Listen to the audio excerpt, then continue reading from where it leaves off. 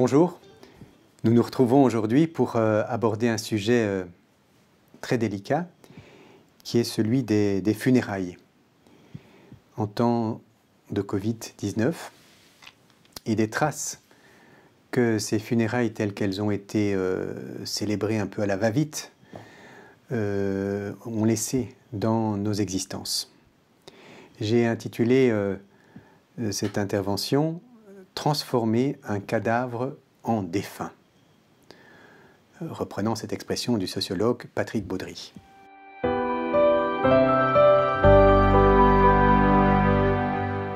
Le gouvernement en Belgique et dans tous les pays a donné des instructions assez strictes quant à l'organisation des obsèques. Une seule période de recueillement au funérarium, limitée à un maximum de 5 personnes simultanément. Un maximum de 15 personnes peuvent prendre part aux funérailles d'un défunt, en incluant le personnel communal et les pompes funèbres. En Wallonie, la cérémonie doit être organisée en un lieu non confiné, c'est-à-dire pas dans des églises. Ces instructions, bien évidemment, le gouvernement ne les a pas données de gaieté de cœur. Il les a dictées par un souci de précaution hygiénique en temps de pandémie. La priorité absolue est donnée aux vivants. Cependant, elles viennent toucher là quelque chose d'essentiel de notre humanité. En effet, l'homme a toujours accompagné ses morts par des rites et des célébrations. Les plus anciennes tombes connues ont été découvertes près du mont Carmel en Israël. Elles datent d'environ 100 000 ans de l'âge paléolithique. Une série d'indices convaincants suggère que les corps des 7 adultes et 3 enfants qui ont été déposés dans une fosse peu profonde y ont été déposés là intentionnellement et ont été arrangés d'une certaine façon. Enterrer ces morts est donc un marqueur d'humanité, une des caractéristiques propres de l'homme, selon la primatologue Sabrina Krief, qui a par ailleurs étudié les comportements des éléphants en ce domaine. Quand il y a un de leurs congénères qui meurt, eh bien parfois ils recouvrent le cadavre de leur congénère de branchages. Elle a aussi étudié les chimpanzés. Mais, observe cette spécialiste des primates, dans ces situations-là, on constate une absence de rites et de symboles. L'humanité est la seule espèce vivante à ensevelir ses morts, constate le professeur de littérature Mirima Waté-Delmotte, qui a d'ailleurs fait une magnifique vidéo à ce sujet et dont je me suis inspiré. Mirima Waté-Delmotte. L'humanité est la seule espèce vivante à pratiquer des rites sur les dépouilles. Les rites sont une série de gestes et de symboles inventés par les humains. Certains philosophes ont défini l'être humain comme étant un être essentiellement symbolique, symbolisant, pour donner sens et valeur à ce qu'ils vivent. Ces rites sont là pour donner sens et valeur non seulement aux événements de la vie ordinaire, mais également lorsque survient un événement spécial, une crise, un passage, un changement, un désordre, un chaos, comme la mort par exemple. La mort est par excellence le symbole du chaos. En ce qui concerne les rites funéraires, ils sont au service essentiellement de 2 choses. D'une part, ils sont au service des morts, pour les accompagner dans leur voyage dans l'au-delà. D'autre part, ils sont au service des vivants, pour accompagner ceux-ci dans le grand voyage intérieur qu'est le deuil. Et c'est surtout ce second aspect que je voudrais aborder avec vous.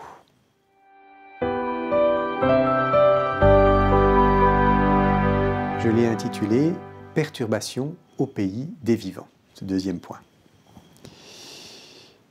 Grâce aux rites funéraires, ceux qui restent peuvent avoir accès à la réalité concrète, matérielle de la mort de la personne aimée, dans son aspect tragique et apaisé, à la fois tragique mais aussi apaisé, dans son aspect à la fois brutal et mystérieux. En effet, ils font la toilette du défunt, l'habillent, le rendent reconnaissable, le rendent présentable. Ensuite, ils laissent le temps aux proches de venir près de leur défunt, de le toucher, de l'embrasser, de faire une petite croix sur le front, de mettre la main sur la sienne, de mettre ses mains sur la sienne. Ils permettent ainsi aux vivants de réaliser très concrètement, très physiquement, que la personne qu'ils aiment est bien morte, que c'est bien lui qui est là, ou du moins sa dépouille. Or, les instructions de l'État rendent impossible ce contact avec une personne décédée du Covid-19. Les morts sont évacués, un petit peu comme une réalité malsaine dont il faudrait se débarrasser. Ils sont mis directement en bière, placés dans des housses étanches. Les proches qui souhaitent voir le visage de la personne décédée dans la chambre mortuaire doivent s'abstenir de la toucher, de serrer dans ses bras, de l'embrasser et même de l'approcher à moins d'1 mètre. Quand d'ailleurs on peut encore les mettre dans les chambres mortuaires. Certains pays ont montré qu'il y avait une pénurie importante en ce domaine-là. Les proches ne peuvent être autour du défunt qu'en tout petit comité. C'est pas la même chose d'aller voir un défunt tout seul ou d'aller voir ensemble. C'est pas la même réalité. Et quand ils sont près de ce défunt, ils doivent avoir des mesures de précaution, avec des gants, des masques, etc. Alors qu'on a vécu avec eux, avec elle, on a tellement de souvenirs, on a couru ensemble, si c'est un parent ou une maman, on a été porté par elle, etc. Bon. Aussi, la mort devient quelque chose d'un peu surréaliste, d'abstrait.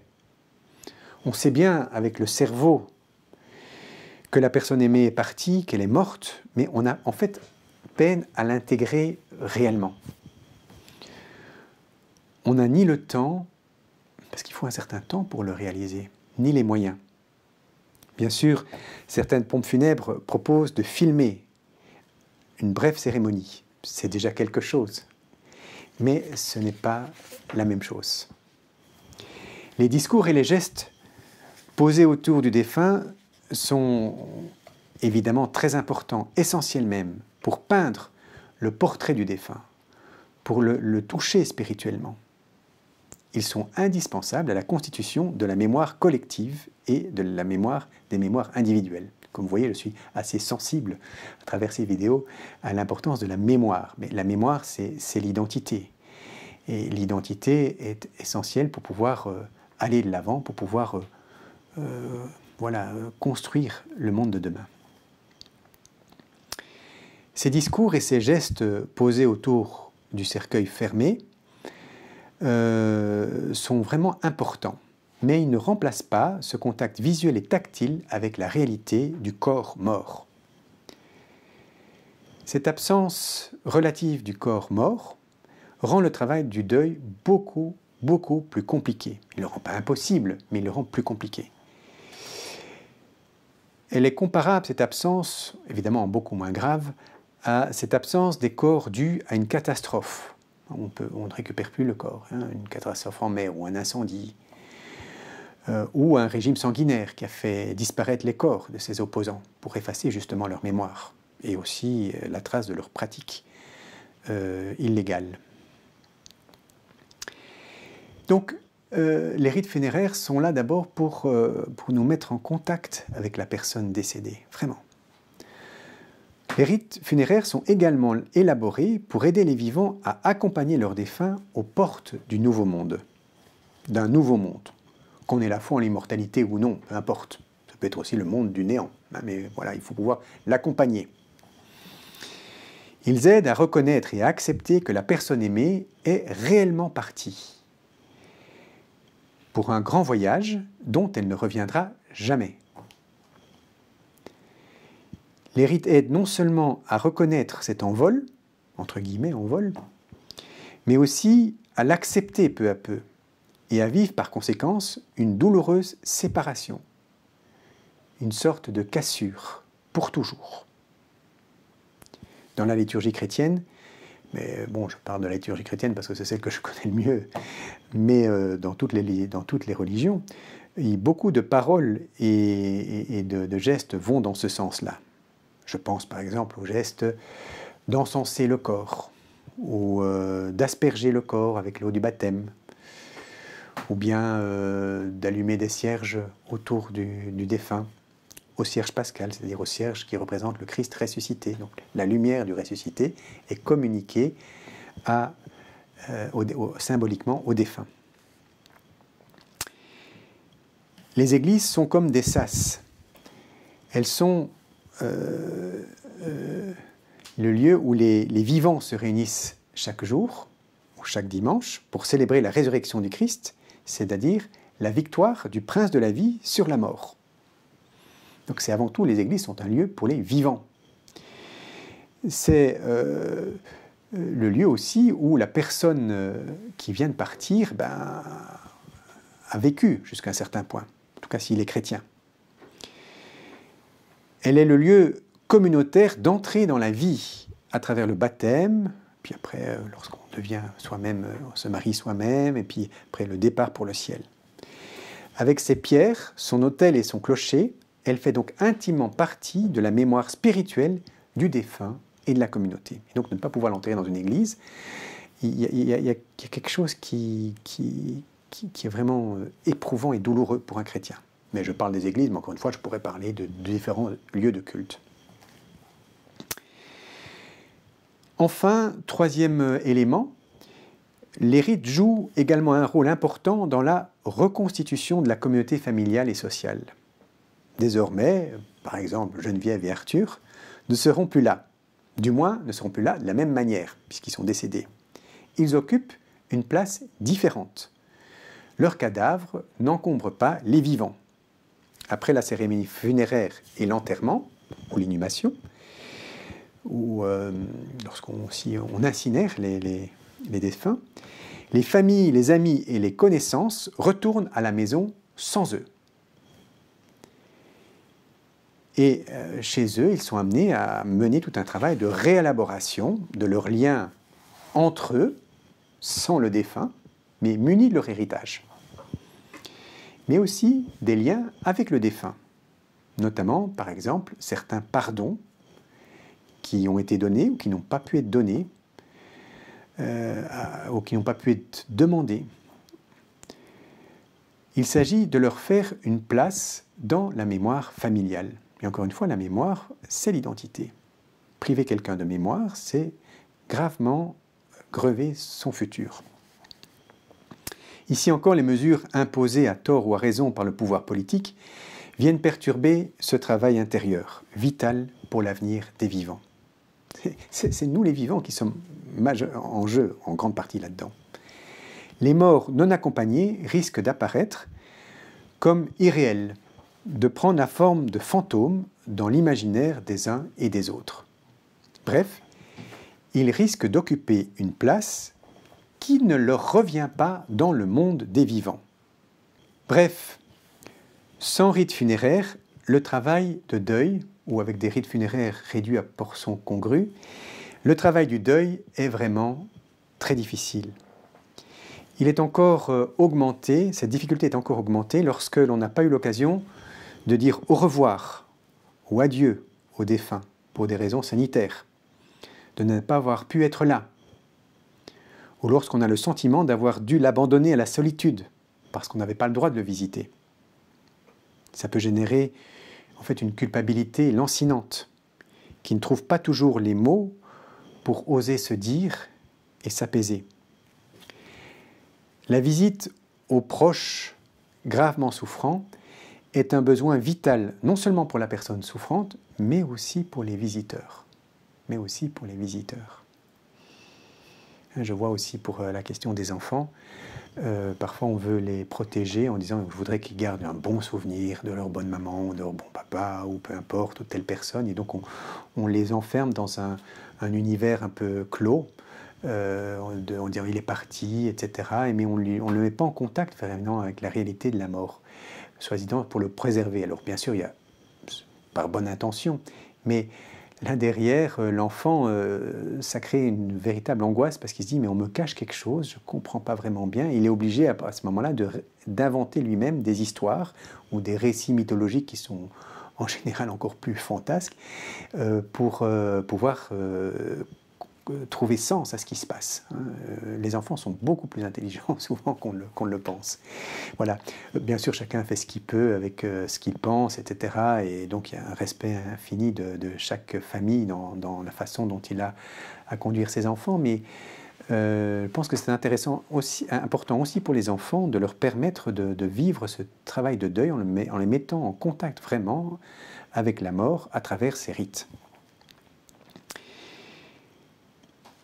Bref, des rites funéraires minimalistes perturbent gravement le travail du deuil. Les morts menacent de hanter les vivants dans leur conscience et dans leur inconscience. C'est ce qui est arrivé à Antigone, dont Sophocle nous raconte l'histoire dans une très célèbre tragédie qui date de -431 avant Jésus-Christ. Cette jeune femme vient de perdre dramatiquement ses deux frères qui se sont entretués. Et l'un d'entre eux ne peut bénéficier des funérailles selon les mesures prises par le tyran Créon.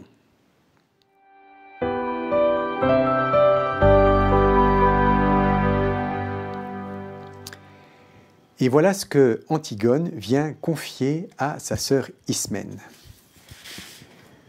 Quant à la malheureuse dépouille de Polynice, donc c'est son frère, l'on a fait savoir à ce qu'on a dit qu'il était interdit à tout citoyen de le cacher dans un tombeau et de se répandre en lamentation. On doit le laisser là, sans larmes ni sépulture.